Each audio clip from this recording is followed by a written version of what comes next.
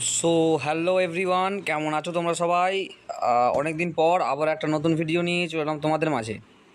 তো আজকে আমার আলোচনা করা যে টপিকটা থাকবে সেটা হচ্ছে চেঞ্জ প্ল্যানিং অ্যান্ড স্ট্র্যাটেজি। কীভাবে তোমরা নিজেদের মাইন্ডসেটকে পরিবর্তন করবে প্রপার রিস্ক ম্যানেজমেন্ট, প্রপার স্ট্র্যাটেজির সাথে।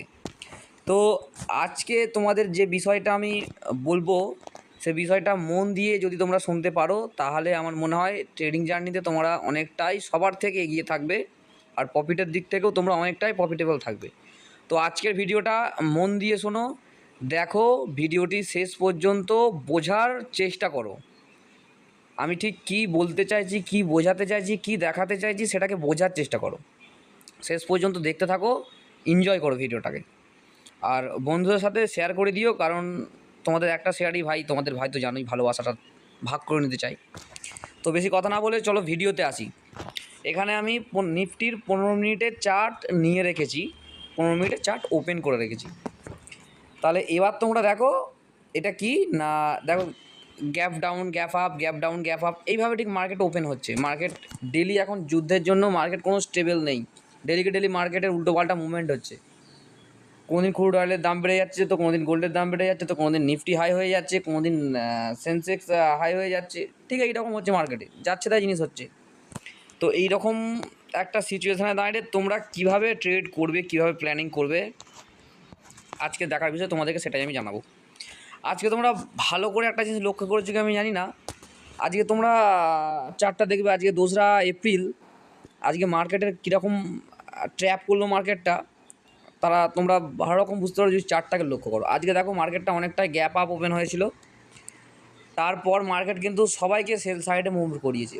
প্রতিটা রিটেল ট্রেডারকে সেল সাইডে ট্রেড নেওয়ার জন্য মার্কেট আজকে বাধ্য করেছে, যাই তারা সেল সাইডে ট্রেড নিয়ে নিয়েছে। তারপর সবার স্টপ লস নিয়ে মার্কেট আবার আপ সাইডে মুভমেন্ট করে দিল, কল সাইডে মুভমেন্ট করে দিল। দেখো কত বড় মুভমেন্ট করে দিয়েছে মার্কেট। মার্কেট আজকে সোজা একদম 500 পয়েন্টের মুভমেন্ট করে দিয়েছে নিফটি কল সাইডে। মানে তোমরা বুঝতে পারছো জিনিসটা ঠিক কী হয়েতে বা কী হতে চলেছে আগামী দিনে। মার্কেট প্রতিটা মুহূর্তে রিটেল ট্রেডারদেরকে ট্র্যাপ করবে, প্রতিটা মুহূর্তে। আর সেই জিনিসটা তোমাদেরকে বুঝতে হবে, তা না হলে বিপদ। এবার নিফটির উইকলি ক্যান্ডেল না মান্থলি ক্যান্ডেল দেখো, ভালো করে লক্ষ্য করো, এখানেই হচ্ছে দেখার বিষয়। মান্থলি ক্যান্ডেল যদি তোমরা লক্ষ্য করো দেখবে সর্বোচ্চ নিফটি হাই মেরেছিল কত লেভেল না 26,000 লেভেলে।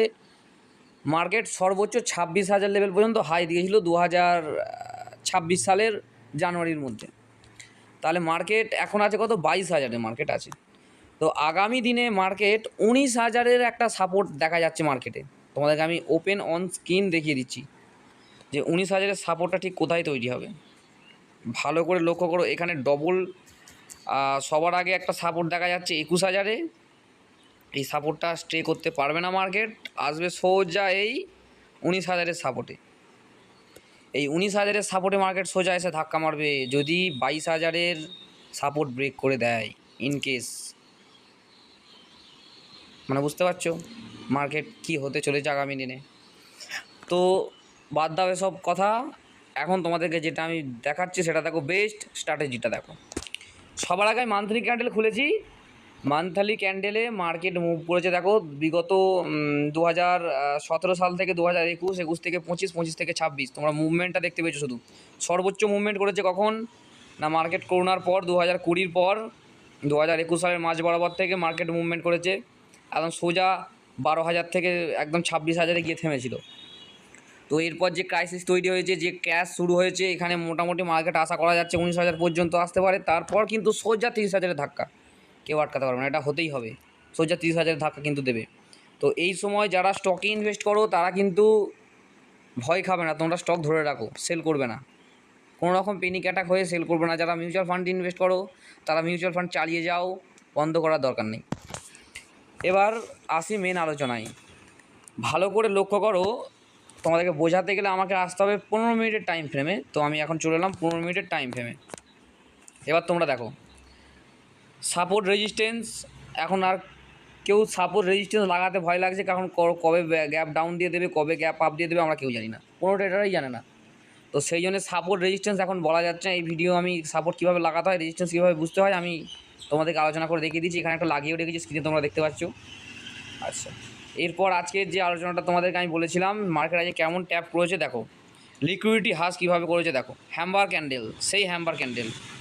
তোমাদেরকে আমি আগের ভিডিওতে বলেছিলাম যে ডোজির পর যদি হ্যাম্বার ক্যান্ডেল তৈরি হয়, একটা রেড ডোজির পর যদি একটা হ্যাম্বার ক্যান্ডেল তৈরি হয়, তাহলে মার্কেটের তুরন্দার একদম ধুরন্ধার 2 এর মতো মার্কেট ছুটবে, কোনো কথা হবে না। বাহুবলী 2 এর মতো মার্কেট ছুটবে, কোনো কথা হবে না। ভালো করে লক্ষ্য করো কটা হ্যাম্বার তৈরি করেছে দেখো আজকে চার্টেতে, 1 2 3 4 5টা হ্যাম্বার তৈরি করেছে।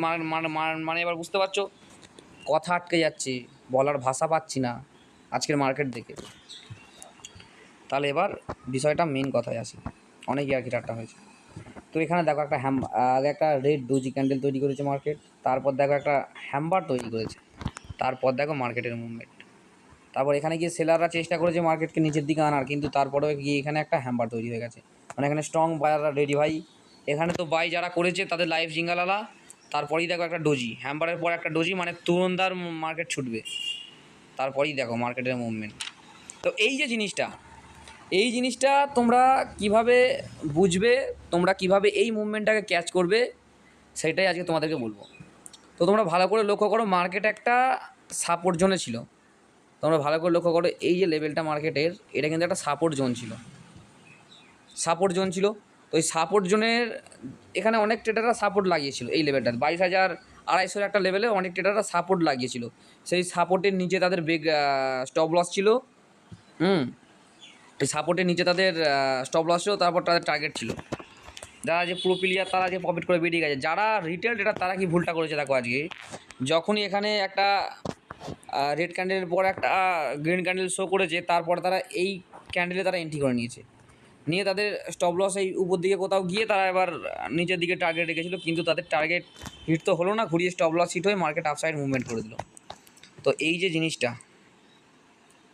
জিনিসটা বুঝতে গেলে, এই যে এই মুভমেন্ট ক্যাচ করতে গেলে তোমাদেরকে আগে শিখতে হবে। তো এখনও তোমরা যারা ট্রেডিংটাকে ফিউচার হিসাবে ভেবেছো কিন্তু শুরু করতে ভয় পাচ্ছ, গ্রামের লোক, পাড়া প্রতিবেশীর লোক, বাড়ির লোক, এদেরকে ভয় পেয়ে, তাদেরকে বলে দিই ভাই ওসব ছাড়ো, ওসব এক কান দিয়ে ঢোকাও, এক কান দিয়ে বার করে দাও, ট্রেডিংয়ে ঝাঁপিয়ে পড়ো, এর মতো ফিউচার কোথাও পাবে না। তোমরা হয়তো বুঝতে পারছো না, আগামী দিনে আমার কথা মিলিয়ে নিও। প্রতিটা স্কুলেতে একটা প্রপার সাবজেক্ট ছেড়ে দেবে ট্রেডিংয়ের, স্টক মার্কেট একটা সাবজেক্ট তৈরি করে দেবে। আমি তোমাদেরকে বলে দিলাম, যেমন কন্টেন্ট ক্রিয়েশন একটা সাবজেক্ট তৈরি করে দিয়েছে, স্টক মার্কেটও একটা সাবজেক্ট তৈরি করে দেবে।